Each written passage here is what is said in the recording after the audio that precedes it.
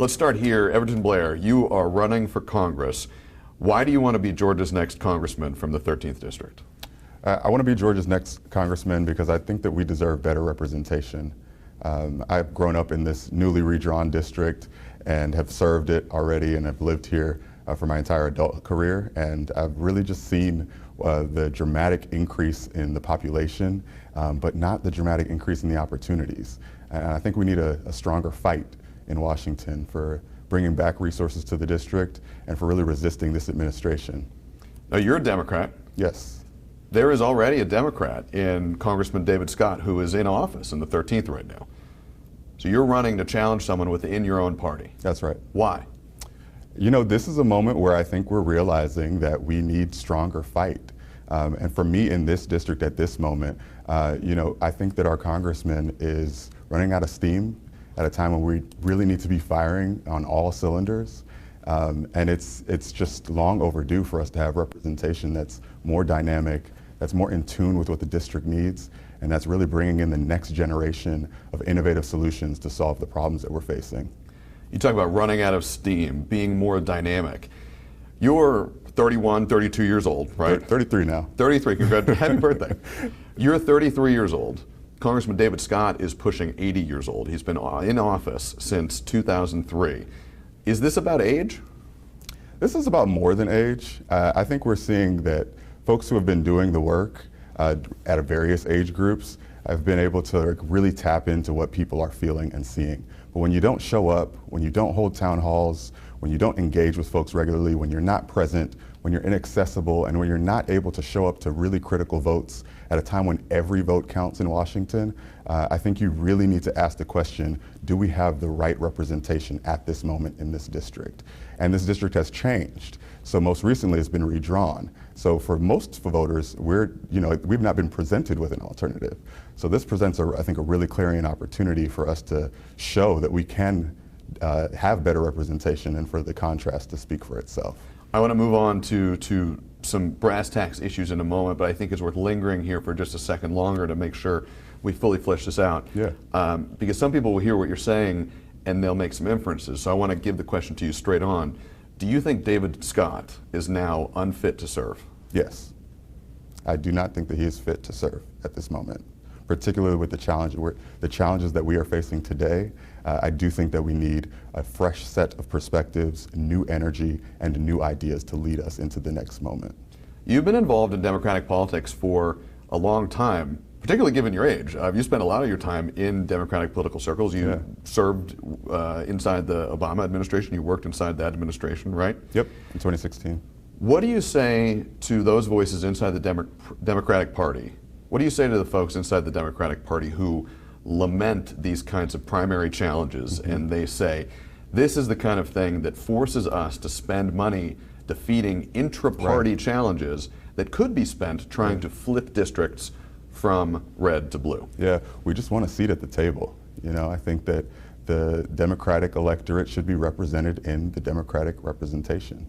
That's not a controversial concept, but for whatever reason, I think that we have hearkened ourselves to kind of a wait your turn, pay your dues ethos that it has some place in the party for sure, but I think we are also seeing that there's room for new voices, for younger leadership, for us to just have a more representative democracy where folks are getting the needs of student loan debt. They're understanding how expensive goods are today. They're trying to afford a house for the first time. And these are challenges that generations before, you know, it's actually harder for us today than it is for even our parents and grandparents. And so when you're able to look folks in the eye and say, I have lived that current today experience, and I understand what it feels like, and I'm going to fight for you in Washington so that it is easier for all of us, I think you just have a more compelling message. And that's the sort of leadership that should span all age groups, but we're really missing critical voices in the conversation when, you know, most folks are not anywhere close to my age, and where we're missing just an opportunity to lead and to be at the table. Is there a frustration among young Democrats? Is there a frustration that you feel like you're not being heard, that you're being told perpetually to wait your turn in the party, and that turn will never come? Yeah, I'd say, I won't speak monolithically for the entire group, but I say in general, yeah, we don't have enough space at the table. And we are increasingly the largest share of the workforce, and we're increasingly some of the folks that are struggling the most when it comes to, really achieving and fulfilling the American dream. And so I think when you look at the opportunities that we have in front of us, and also how much so many of us have been straddled with debt, and frankly, like, see the rising costs of everything, we just need folks who are talking cleanly and plainly about what they're going to do to really address those issues. And I feel it every day, and I want my representative in Congress to be fighting for me just like I'm fighting for everybody else and have been. Let's talk about those issues. Because there's a lot going on in our world and in our country and in our state. From your perspective right now, what is the #1 issue facing Georgia? The #1 issue facing Georgia right now is rising costs. And I think that many of us are feeling that pinch every day. And I think in Congress, we need to have representatives who are not only looking at proactive economic measures to bring good jobs and to bring upward career mobility opportunities to their constituents, but I think we also need to be looking at why costs are rising so much more dramatically and why big business is getting away with hiking up some of these costs, particularly around housing and affordability. You say rising costs, the economy, that's your biggest concern. Yeah. How do you make it better? How do you fix it? Well, I think you need to bring opportunities for folks that they can actually reach and that they can actually achieve. What does that look like in brass tacks? Workforce development, I think, is one thing that we have a huge bipartisan opportunity to really reskill and retrain folks, especially adults who themselves are looking around and realizing that, as they are potentially being recessed out of the current industries, they're trying to figure out how they can equip themselves with the tools to actually compete in the new economies that are being developed in this country.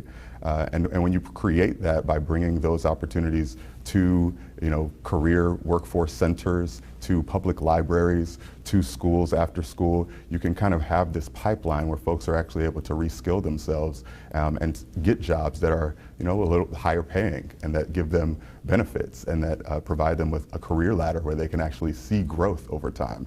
The same sorts of opportunities that our parents and grandparents had. You talk about a new economy. Right now, there's a lot of attention being paid to the impact that AI is having on our country, on the way we educate our kids, the way we earn a living, and a lot of folks think this is only the tip of the iceberg. What do you think the United States' government's role is in regulating this burgeoning AI industry? Well, Congress has a tremendous role in regulating AI. Automation is coming, and I think instead of being afraid of it, we need to understand it. And we need to embrace it in such a way that doesn't leave anybody behind. And I think that one of the dynamics that we're seeing is that the leaders that got us into this current mess are not going to be the leaders who will see it through. And so if we are not equipping ourselves with folks who really are deep in the weeds, but also can speak plainly about what it really means for us day to day, and then can translate that into how we're going to tax automation so that folks who are being displaced from from that workforce opportunity are now actually seeing another opportunity where they can put themselves to work and make themselves be productive. I think those are the sorts of things where understanding the economy overall takes somebody who really sees it for what it is and can put some innovative solutions in place so that we can address them. Now, your background is in education and education policy as well. You served on the Gwinnett County School Board, including as chair, including partly during the coronavirus pandemic. Right. I want to put some data in front of you and get your thoughts on this. I'm sure you're familiar with the NAEP test, the so-called Nation's Report Card. Recent data shows that more than 30% of 8th graders across the country cannot read at a basic level. 40% of 4th graders cannot read at a basic level. How do we fix that? Well, there are a lot of fixes that we've been playing with in education reform for decades. But I think the most demonstrable one is to get the issues that prevent a kid from coming to school ready to learn in the first place. And so there's this whole ecosystem of factors and variables that impact a child's readiness to learn. And I think some of that is because so much of the opportunity that families have to really invest in and support their own children is taken away because they're stretched thin. And we see the biggest links to educational achievement being, the degree to which folks are doing well themselves. And so when you can change the socioeconomic indicators, you can also change the educational indicators. That's not to say that there's nothing that the school can't do. Inside the schoolhouse, there's a ton of opportunities for us to make sure that our teachers are well trained and well paid. We did that in Gwinnett. Making sure that we have the sufficient amount of social workers and counselors. We did that too, always expanding that in our budget every year. One of the things that I made sure was the case. And we do that by making sure that we have, just a very close eye on how our students are doing. And then when we see some gaps, we bring in the task force or the children's cabinet or the resources that the community can understand so that they can actually be a part of that solution. As an educator, when you hear national statistics like that, how does that hit you? It hits me hard. I want for us to be a thriving nation where every child can succeed. And I think that there is a lot of opportunity for us to do better. So much of it, though, I think is because we starve public sector work and we don't pay our teachers enough, and we don't look at many of these jobs in the sort of like career heralded fields that we do. And so I think we have to take a different approach to that and just really make sure that we're supporting those teachers and supporting those leaders who are doing the work every day. You said making the economy work better for more people. That was your number one concern when asked what the biggest issue facing Georgia is. What would be your second and third priorities? Well, I think we need to fight back against this administration and particularly right-size some of the cuts that have been made to the government agencies that so many of us are reliant on. And I think that when you look at the impending and potential impacts to Social Security, Medicare, and Medicaid, we should have representation that's focused on having folks be able to make ends meet and to stay healthy. And there should not be more barriers to access to health care. There should actually be more efforts to ensure that 100% of Georgians are having sufficient health care. And I just think that that's an indictment on our own moral character if we're going in the opposite direction just so that billionaires can get a tax cut. I don't see that as the direction that our country should be in, and I think it creates more problems than it solves. Do you think Democrats in Congress right now are doing enough to, in your words, stand up to the Trump administration? No, but I think specifically in this district, we have an opportunity and room to exercise a lot more dynamism. This is a safe blue seat, and it is a seat that for decades has been represented by somebody who doesn't live in the district and has not been very engaged. And so I think that dynamic creates, and it's not just in Georgia's 13th, that's probably across the country too in some instances. But I think when you look at the overall activity of the Democratic caucus, I think we'll be benefited by bringing in some new voices. There is an incumbent in this race who, as of this point, has not indicated that he does not intend to run again. So, got to assume David Scott is running to keep his seat. There are other Democratic challengers in this primary field now as well. What differentiates you from the rest of the Democratic field? I'm proven. I've been tested. I've led before. I've won a primary. I've won a general. I know how to hear both sides of an argument and build coalitions across lines of difference to actually get something done. And I think I'm well studied is the way that I'll frame it. You got a lot of degrees. Yeah, I've met people and I've been privileged to have some really deep experiences in both academia and policy. So I think I got the chops for the job.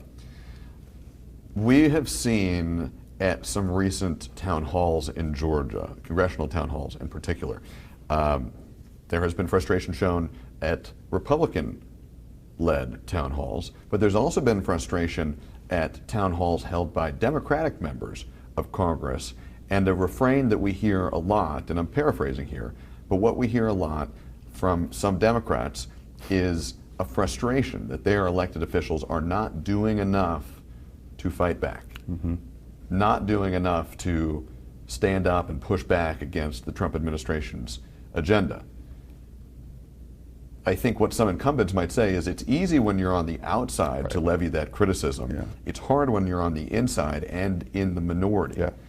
If you're elected, how do you navigate that? Well, presumably we'll be in the majority very soon, so that point might be mooted.